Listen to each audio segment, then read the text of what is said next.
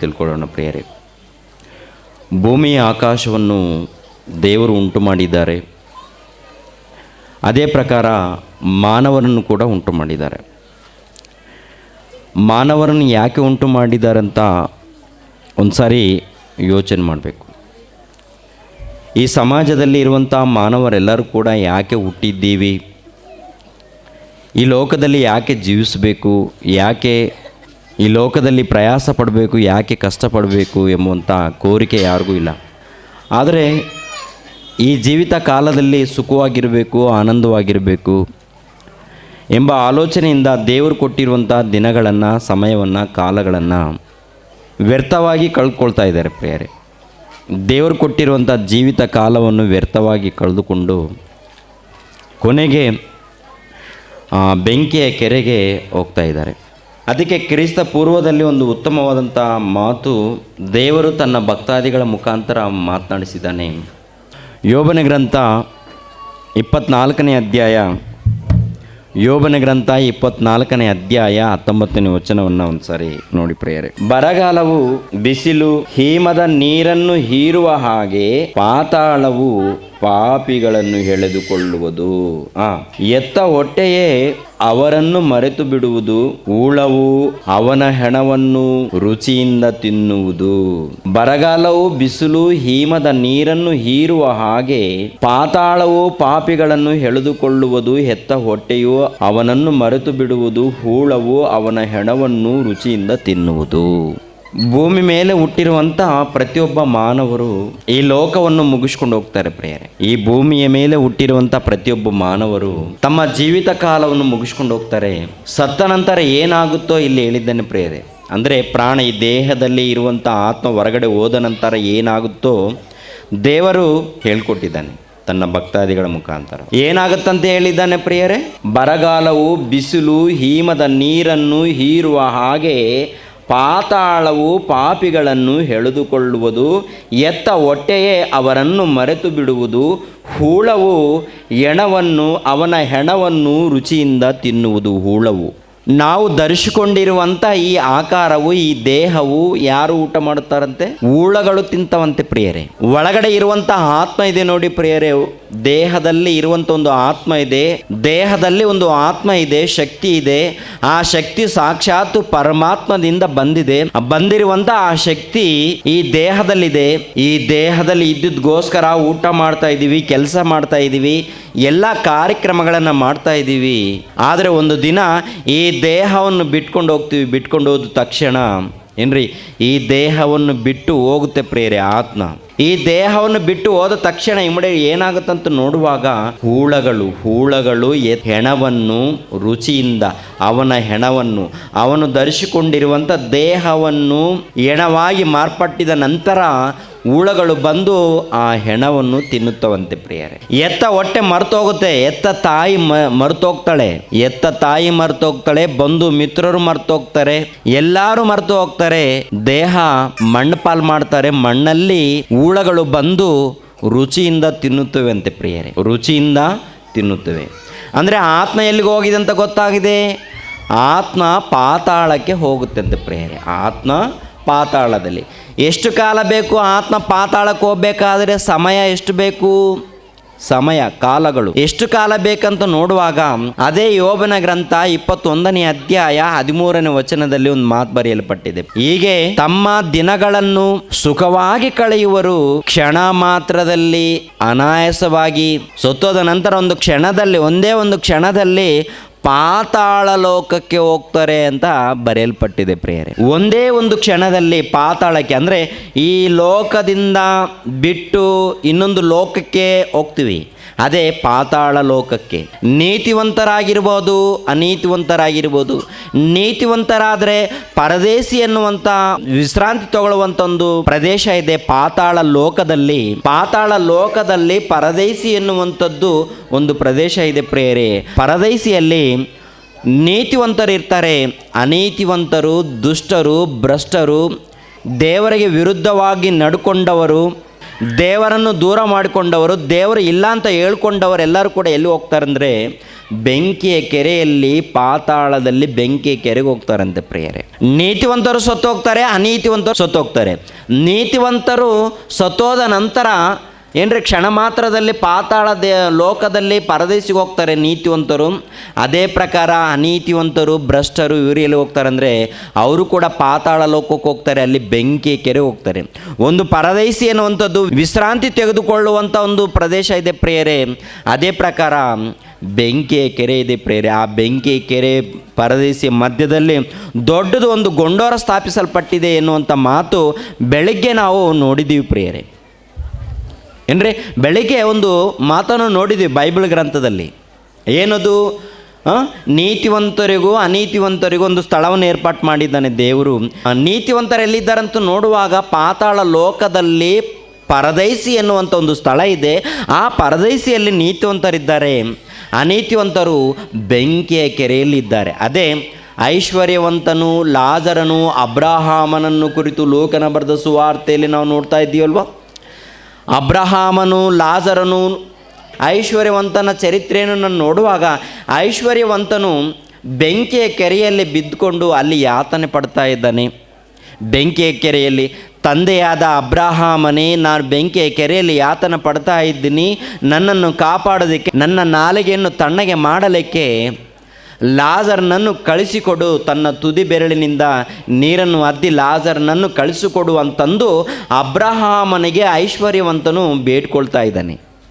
ಎಲ್ಲಿ ಬೇಡ್ಕೊಳ್ತಾ ಇದ್ದಾನಂತ ನೋಡುವಾಗ ಬೆಂಕಿಯ ಕೆರೆಯಿಂದ, ಪಾತಾಳ ಲೋಕದಲ್ಲಿ ಬೆಂಕಿಯ ಕೆರೆಯಲ್ಲಿ ಕೇಳ್ಕೊಳ್ತಾ ಇದ್ದಾನೆ. ನೋಡಿ ಆ ಮಾತನ್ನು ಪ್ರಿಯರೇ. ಲೋಕನ ಬರೆದ ಸುವಾರ್ತೆ 16ನೇ ಅಧ್ಯಾಯ 24ನೇ ವಚನವನ್ನು ನೋಡೋಣ ಪ್ರಿಯರೇ. ತಂದೆಯೇ ಅಬ್ರಹಾಮನೇ, ನನ್ನ ಮೇಲೆ ದಯವಿಟ್ಟು ಲಾಜರನನ್ನು ಕಳುಹಿಸು, ಅವನು ತನ್ನ ತುದಿ ಬೆರಳನ್ನು ನೀರಿನಲ್ಲಿ ಅದ್ದಿ ನನ್ನ ನಾಲಿಗೆಯನ್ನು ತಣ್ಣಗೆ ಮಾಡಲಿ, ಈ ಉರಿಯಲ್ಲಿ ಸಂಕಟ ಪಡುತ್ತೇನೆ ಎಂದು ಕೂಗಿ ಹೇಳಿದನು. ಅಂದರೆ ಐಶ್ವರ್ಯವಂತನು ಸತ್ತೋದ ನಂತರ ಬೆಂಕಿಯ ಕೆರೆಗೆ ಹೋದರು. ಪಾತಾಳ ಲೋಕದಲ್ಲಿ ಬೆಂಕಿಯ ಕೆರೆಗೆ ಹೋದ ನಂತರ ತಂದೆಯಾದ ಅಬ್ರಹಾಮನೇ, ಈ ಬೆಂಕಿಯ ಕೆರೆಯಲ್ಲಿ ಯಾತನೆ ಪಡ್ತಾ ಇದ್ದೀನಿ, ಲಾಜರನ್ನು ಕಳಿಸಿಕೊಡು, ಲಾಜರನ ತನ್ನ ತುದಿ ಬೆರಳಿನಿಂದ ನೀರನ್ನು ಹದ್ದಿ ನನ್ನ ನಾಲಿಗೆಯನ್ನು ತಣ್ಣಗೆ ಮಾಡಲಿ, ಯಾಕೆಂದರೆ ಈ ಬೆಂಕಿಯ ಕೆರೆಯಲ್ಲಿ ಸಂಕಟ ಪಡ್ತಾ ಇದ್ದೀನಿ. ಇಲ್ಲಿ ಸಂಕಟ ತಡ್ಕೊಳ್ಳೋಕ್ಕೆ ಆಗ್ತಾ ಇಲ್ಲ, ಅಷ್ಟು ಭಯಂಕರವಾದಂಥ ಸಂಕಟ ಇದೆ, ಅದಕ್ಕೆ ತಪ್ಪಿಸುವಂತಂದು ಕೇಳ್ಕೊಳ್ತಾ ಇದ್ದೇನೆ ಪ್ರಿಯರೇ ಅಬ್ರಹಾಮನಿಗೆ. ಆಗ ಅಬ್ರಹಾಮನು ಏನಂತ ಹೇಳಿದ್ದಾನೆ ಪ್ರಿಯರೇ? ಅಬ್ರಹಾಮನು ಏನಂತ ಹೇಳ್ತಾ ಇದ್ದಾನೆ ನೋಡಿ ಪ್ರಿಯರೇ. ಕಂದ, ನೀನು ಆಶಿಸಿದ ಸುಖವನ್ನು ನಿನ್ನ ಜೀವಮಾನದಲ್ಲಿ ಹೊಂದಿದ್ದಿ, ಹಾಗೆಯೇ ಲಾಜರನು ಕಷ್ಟವನ್ನು ಹೊಂದಿದನು ಎಂಬುದನ್ನು ನೆನಪಿಗೆ ತಂದುಕೋ. ಈಗಲಾದರೂ ಇಲ್ಲಿ ಅವನಿಗೆ ಸಮಾಧಾನ, ಆದರೆ ನಿನಗೆ ಸಂಕಟ. ಲಾಜರನಿಗೆ ಸಮಾಧಾನ ಇದೆ ಅಂತೆ, ಲಾಜರನಿಗೆ ಸಮಾಧಾನ ಇದೆ ಅಂತೆ, ನಿನಗಾದರೆ ಸಂಕಟ ಇದೆ ಎಂದು ಹೇಳ್ತಾ ಇದ್ದಾನೆ ಅಬ್ರಹಾಮನು. ಈ ಅಬ್ರಹಾಮನು, ಲಾಜರನು, ಆಮೇಲೆ ಅದು ಐಶ್ವರ್ಯವಂತನು ಎಲ್ಲಿದ್ದಾರೆ? ಐಶ್ವರ್ಯವಂತನು, ಭೂಮಿಯ ಮೇಲೆ ಇರುವಂಥ ಐಶ್ವರ್ಯವಂತನು ಬೆಂಕಿ ಕೆರೆಗೆ ಹೋಗಿ ಅಲ್ಲಿ ಯಾತನೆ ಪಡ್ತಾ ಇದ್ದಾನೆ. ತಂದೆಯಾದ ಅಬ್ರಹಾಮನೇ, ನನ್ನ ನಾಲಿಗೆಯನ್ನು ತಣ್ಣಗೆ ಮಾಡಲಿಕ್ಕೆ ಲಾಜರನ್ನು ಕಳಿಸ್ಕೊಡು, ನಾನು ಈ ಬೆಂಕಿ ಕೆರೆಯಲ್ಲಿ ಯಾತನೆ ಪಡ್ತಾ ಇದ್ದೀನಿ ಅಂತ. ಅದೇ ರೀತಿಯಲ್ಲಿ ಅಬ್ರಹಾಮನು ಏನಂತ ಹೇಳಿದನು ಪ್ರಿಯರೇ? ಕಂದ, ನೀನು ದೇವರು ಕೊಟ್ಟಿರುವಂಥ ಜೀವಿತ ಕಾಲದಲ್ಲಿ ನೀನು ಸುಖ ಸಂತೋಷದಿಂದ ಜೀವಿಸಿದ್ದೀಯಾ, ದೇವ್ರಿಗೋಸ್ಕರ ಆಲೋಚನೆ ಮಾಡಿಲ್ಲ, ದೇವ್ರಿಗೋಸ್ಕರ ಕಷ್ಟಪಟ್ಟಿಲ್ಲ, ಅದಕ್ಕೋಸ್ಕರ ನಿನಗೆ ಇವಾಗ ಯಾತನೆ, ನಿನಗೆ ಸಂಕಟ. ಲಾಜರನು ಭೂಮಿಯ ಮೇಲೆ ಅನೇಕ ಸಂಕಟಗಳನ್ನು ಅನುಭವಿಸಿದ್ದಾನೆ, ಭೂಮಿಯ ಮೇಲೆ ಕಷ್ಟವನ್ನು ಅನುಭವಿಸಿದ್ದಾನೆ. ತಿನ್ನೋದಕ್ಕೆ ಊಟ ಇಲ್ಲದೆ ಹೋದ್ರೂ, ಧರಿಸ್ಕೊಳ್ಳೋದಕ್ಕೆ ಬಟ್ಟೆ ಇಲ್ಲದೆ ಹೋದ್ರೂ, ಮೈ ತುಂಬ ಉಣ್ಣೆದ್ರೂ ದೇವರೇ ದೇವರೇ ಅಂತ ನನ್ನನ್ನು ಕೊಂಡಾಡಿದ್ದಾನೆ. ನಾನು ಅವನಿಗೆ ಏನೂ ಕೊಟ್ಟಿಲ್ಲ, ನಾನು ಲಾಜರ್ನಿಗೆ ಏನೂ ಕೊಟ್ಟಿಲ್ಲ, ಇರೋದಕ್ಕೆ ಸ್ಥಳ ಕೊಟ್ಟಿಲ್ಲ, ಊಟ ಕೊಟ್ಟಿಲ್ಲ, ಏನೂ ಕೊಟ್ಟಿಲ್ಲ ಅವನಿಗೆ. ಆದರೆ ಲಾಜರನು ನನ್ನನ್ನು ಧ್ಯಾನಿಸಿದ್ದಾನೆ. ಲಾಜರನು ಏನು ಇಲ್ಲದೆ ಇರುವಾಗಲೂ, ಕಷ್ಟ ಇದ್ದರೂ ಕೂಡ ನನ್ನನ್ನು ಧ್ಯಾನಿಸಿದ್ದಾನೆ. ನಿನಗೆಲ್ಲ ಕೊಟ್ಟಿದ್ದೀನಿ, ನಿನಗೆ ಐಶ್ವರ್ಯವನ್ನು ಕೊಟ್ಟಿದ್ದೀನಿ, ಸಂಪತ್ತನ್ನು ಕೊಟ್ಟಿದ್ದೀನಿ, ದೊಡ್ಡ ಬಂಗ್ಲೆ ಕೊಟ್ಟು ಎಲ್ಲ ಕೊಟ್ಟರು ಏನು ಮಾಡಿದ್ದೀಯ ನೀನು? ಒಂದು ತುತ್ತು ಬಡವರಿಗೆ ಊಟ ಕೂಡ ಹಾಕಿಲ್ಲ, ಅದಕ್ಕೆ ನಿನಗೆ ಯಾತನೆ. ನೀತಿವಂತರೆಲ್ಲರೂ ಕೂಡ, ಅಬ್ರಹಾಮನು, ಲಾಜರನು, ಆಮೇಲೆ ನೀತಿವಂತರೆಲ್ಲರೂ ಇದ್ದಾರಲ್ವ, ಇವರೆಲ್ಲರೂ ಕೂಡ ಪರದೈಸಿಯಲ್ಲಿದ್ದಾರೆ ಪ್ರಿಯರೇ. ಪಾತಾಳ ಲೋಕದಲ್ಲಿ ಪರದೇಶಿಯಲ್ಲಿದ್ದಾರೆ ಏನ್ರಿ. ಅವ್ರು ಯಾರೂ ಕೂಡ ಪರಲೋಕಕ್ಕೆ ಹೋಗಿಲ್ಲ. ಅದೇ ಪ್ರಕಾರ ಅನೀತಿವಂತರು, ಭ್ರಷ್ಟರು ಎಲ್ಲರೂ ಕೂಡ ಬೆಂಕಿ ಕೆರೆಯಲ್ಲಿದ್ದಾರೆ. ಈ ಲೋಕದಲ್ಲಿ ಯಾರ್ಯಾರು ಮತ್ತು ದೇವರನ್ನು ಬಿಟ್ಟು ಈ ಲೋಕದಲ್ಲಿ ಸರ್ವ ಸುಖಗಳನ್ನು ಅನುಭವಿಸಿ ದೇವರು ಕೊಟ್ಟಿರುವಂಥ ಊಟವನ್ನು, ದೇವ್ರು ಕೊಟ್ಟಿರುವಂಥ ಆಹಾರವನ್ನು, ದೇವ್ರು ಕೊಟ್ಟಿರುವಂಥ ಗಾಳಿ, ದೇವ್ರು ಕೊಟ್ಟಿರುವಂಥ ನೀರು, ದೇವ್ರು ಕೊಟ್ಟಿರುವಂಥ ಬಿಸಿಲು ಎಲ್ಲ ಅನುಭವಿಸಿ ದೇವರನ್ನು ದೂರ ಮಾಡಿಕೊಂಡು ಇಷ್ಟ ಬಂದ ಹಾಗೆ ಜೀವಿಸಿದರೆ ಸತ್ತ ನಂತರ ಹಿಡಿತಾನೆ ಪ್ರೇರೆ. ಅದೇ ಯೋಬನ ಗ್ರಂಥದಲ್ಲಿ ನೋಡಿದ್ವಿ. ಏನು ಗೊತ್ತಾ, ಅದು ಪಾಪಿಗಳನ್ನು ಪಾತಾಳವು ಎಳೆದುಕೊಳ್ಳುತ್ತಂತೆ ಪ್ರಿಯರೇ, ಇಟ್ಕೊಳ್ಳುತ್ತಂತೆ ಪ್ರಿಯರೇ. ದೇವರ ಕೆಲಸವನ್ನು ಮಾಡದೆ ದೇವ್ರಿಗೋಸ್ಕರ ಜೀವಿಸದಿದ್ದರೆ ಯಾರೇ ಆಗಿರ್ಬೋದು, ಭೂಮಿಯ ಮೇಲೆ ಸರ್ವ ಸುಖಗಳನ್ನು ಅನುಭವಿಸಿರುವಂಥ ಯಾರೇ ಆಗಿರ್ಬೋದು, ಪ್ರತಿಯೊಬ್ಬರು ದೇವರಂದರೆ ಭಯ ಇರಬೇಕು, ದೇವರಂದರೆ ಭಕ್ತಿ ಇರಬೇಕು ಏನ್ರಿ. ದೇವ್ರ ಹತ್ರ ನಟನೆ ಮಾಡಬಾರ್ದು ಪ್ರಿಯರೇ. ನಟನೆ ಮಾಡೋರೆಲ್ಲರೂ ಕೂಡ ಬೆಂಕಿ ಕೆರೆಗೆ ಹೋಗ್ತಾರೆ ಪ್ರಿಯರೇ. ಅದಕ್ಕೆ ಇಲ್ಲಿ ಆಗಿರುವಂಥ ಚರಿತ್ರೆ ಏನಾಗಿದೆಯೋ, ಪೂರ್ವಕಾಲದಲ್ಲಿ ಏನಾಗಿದೆಯೋ ಏನ್ರಿ, ಚರಿತ್ರೆ ಎಲ್ಲ ಕೂಡ ದೇವರು ತನ್ನ ಪುಸ್ತಕದಲ್ಲಿ ಬರೆಸಿದ್ದಾನೆ ಪ್ರೇರೆ. ಈ ಮಾತನ್ನು ಧ್ಯಾನಿಸ್ಬೇಕಂತೆ, ಈ ಮಾತುಗಳನ್ನು ಓದಬೇಕಂತೆ, ಈ ಮಾತುಗಳನ್ನು ಕೊಂಡಾಡಬೇಕಂತೆ, ವಾಕ್ಯದ ಪ್ರಕಾರ ನಡಿಬೇಕಂತೆ ಪ್ರಿಯರೇ. ಅದಕ್ಕೆ ಯೇಸು ಸ್ವಾಮಿ ಹೇಳಿರುವಂಥ ಮಾತನ್ನು ನೋಡಿ ಪ್ರಿಯರೇ, ಏನಂತ ಹೇಳಿದ್ದಾನೋ ಯೇಸು ಸ್ವಾಮಿ ಹೇಳಿರುವಂಥ ಮಾತನ್ನು ನೋಡಿ. ಯೋಹಾನ್ ಬರೆದ ಸುವಾರ್ತೆ 11ನೇ ಅಧ್ಯಾಯ 24-25 ವಚನ. ಯೋಹಾನ್ ಬರೆದ ಸುವಾರ್ತೆ 11ನೇ ಅಧ್ಯಾಯ 24-25 ವಚನವನ್ನು ನೋಡಿ ಪ್ರಿಯರೇ.